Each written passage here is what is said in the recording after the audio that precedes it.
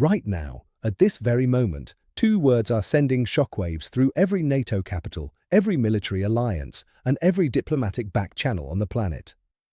Quit NATO! And those two words are not coming from an adversary, not from Moscow, not from Beijing, not from any hostile power seeking to dismantle the most powerful military alliance in human history. They are coming from the President of the United States himself. And if that doesn't make you stop and pay attention, then consider this. At the same time, Donald Trump is openly entertaining the idea of pulling America out of the alliance that has kept Western security intact for over 75 years. He is also claiming that the war with Iran, a war that has rattled global markets, displaced hundreds of thousands of civilians, and pushed the Middle East to the edge of a catastrophe, could end soon. And the collision of these two statements in the same moment is not a coincidence. It is a strategy. And understanding that strategy is the key to understanding everything that is about to unfold. So stay with me on this one, because what I am about to break down will change how you see this entire crisis. And let us start with NATO, because what is happening here is not just a policy discussion. It is an earthquake. Because according to CNN's latest reporting citing multiple senior administration officials, Trump has held private conversations with his closest advisors in which he openly questioned whether the United States should remain a member of NATO, arguing that European allies have failed to meet their defense spending obligations and that America is, in his words, subsidizing the security of nations that do not pay their fair share.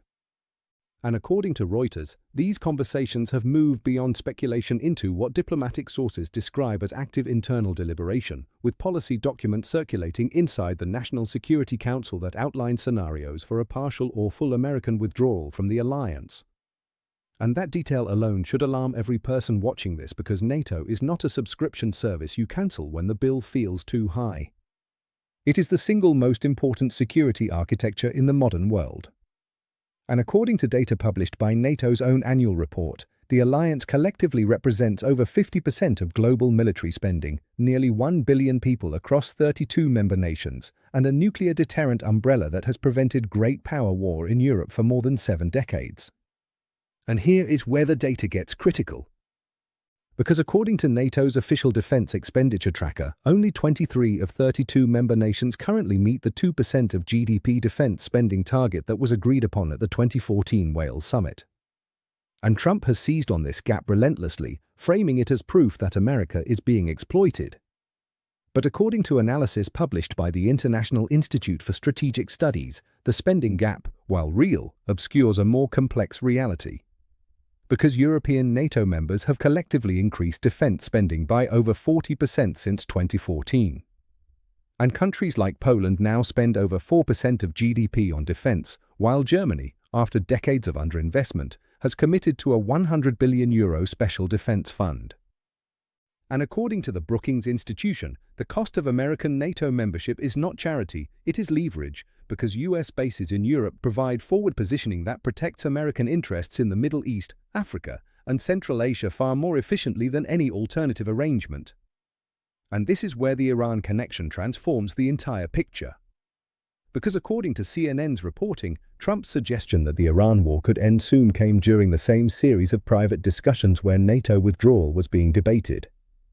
And that linkage is not accidental. Because according to analysis by Foreign Affairs, Trump's negotiating philosophy has always treated seemingly unrelated issues as chips on the same table. And in this case, the logic appears to be that by threatening to leave NATO, Trump creates maximum pressure on European allies to either support his Iran strategy unconditionally or face the collapse of their own security framework.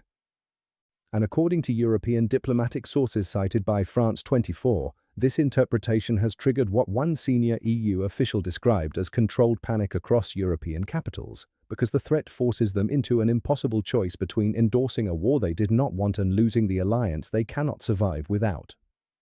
And now let us talk about what ending the Iran war soon actually means in practical terms, because this claim deserves serious scrutiny.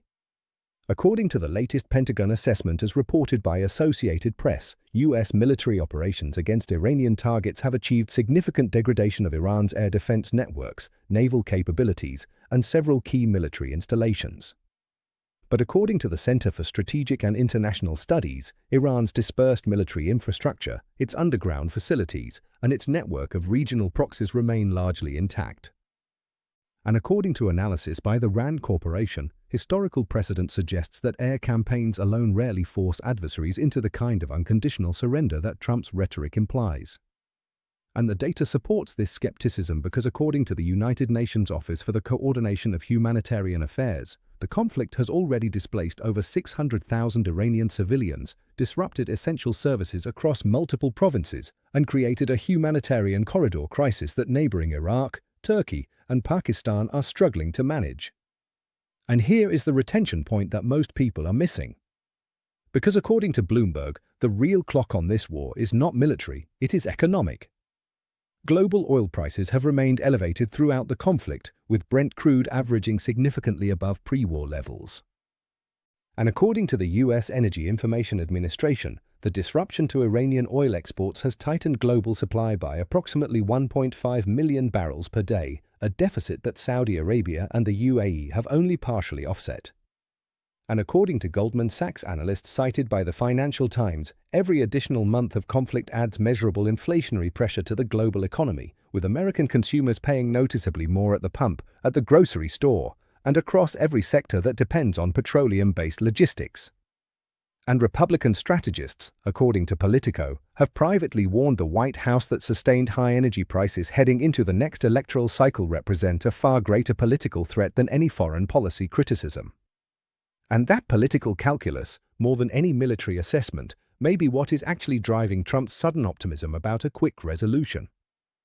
And Iran's position in all of this is far more complex than either side wants to admit. Because according to Al Jazeera's diplomatic correspondent, Tehran has signaled through back-channel intermediaries, primarily through Oman and Qatar, that it is open to negotiations but only under conditions that the current U.S. administration has so far refused to consider, including sanctions relief, security guarantees, and recognition of what Iran describes as its legitimate regional security interests. And according to BBC's analysis team, Iran's leadership is operating under severe internal pressure, with economic hardship fueling domestic discontent while military losses erode the Revolutionary Guard's aura of invincibility. And according to the International Crisis Group, this combination of external pressure and internal fragility creates a narrow window for diplomacy but also increases the risk of miscalculation because leaders under existential stress tend to make decisions based on survival rather than strategy. And this brings us back to NATO because the two stories are not parallel, they are intertwined. Because according to analysis published by the Atlantic Council, Trump's NATO threat serves a dual purpose. Externally, it pressures European allies to fall in line on Iran. Internally, it plays to a domestic audience that has been conditioned to view international alliances as burdens rather than assets. And according to polling data compiled by the Pew Research Center, American public support for NATO, while still majority positive, has declined measurably among Republican voters over the past several years, a shift that Trump has both reflected and accelerated. And this erosion of public support for alliances is what makes the threat credible because it is not just presidential bluster, it is aligned with a genuine shift in political sentiment that gives Trump room to act in ways that previous presidents could not. And the European response has been revealing. Because according to Reuters, an emergency meeting of NATO foreign ministers was convened within hours of the reports, with European leaders issuing a joint statement reaffirming the alliance's importance while carefully avoiding direct criticism of Trump, a balancing act that reflects the impossible position they find themselves in. And according to the Financial Times, behind closed doors, European defense ministers are already discussing contingency plans for a post-American NATO, including accelerated European defense integration, expanded nuclear deterrence conversations between France and key allies, and increased bilateral security agreements that could function independently of the alliance structure. And the fact that these conversations are happening at all tells you everything you need to know about how seriously European leaders are taking this threat. And that is what makes this moment unlike anything we have seen before. Not because the threats are new, but because they are converging at a speed and scale that overwhelms the systems designed to manage them. And whether the outcome is diplomacy or escalation, stability or collapse, will depend not on rhetoric but on choices. Choices that are being made right now, behind closed doors, in secure rooms, by people who understand that what they decide in the coming days will echo through history long after the headlines have faded. And the world is watching. And this time, watching may not be enough.